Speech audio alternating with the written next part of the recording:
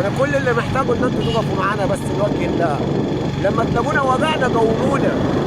ما ينفعش تسقف لي لما انجح، ما ينفعش، ملهوش لازمه، ملهوش عزا عندي. مش هينفع لما تلاقيني ناجح تقول لي انت تستاهل كل خير. لا، انا مش هستاهل كل خير. انا بيك وليك، انا من غيرك ولا حاجه. انا بيك وليك. انا لو نجحت نجاحي مش لنفسي، نجاحي ليك ولاخوك ولابن عمك ولجارك ولابن بلدك وللناس كلها وللمسلمين.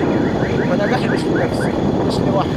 انا عاوز انجح عشانك، انا عاوز انجح عشانك، عشان اقدر اقف معاك، عشان اقدر اخدمك، عشان لما تعوز حاجه مني اقول لك حاضر.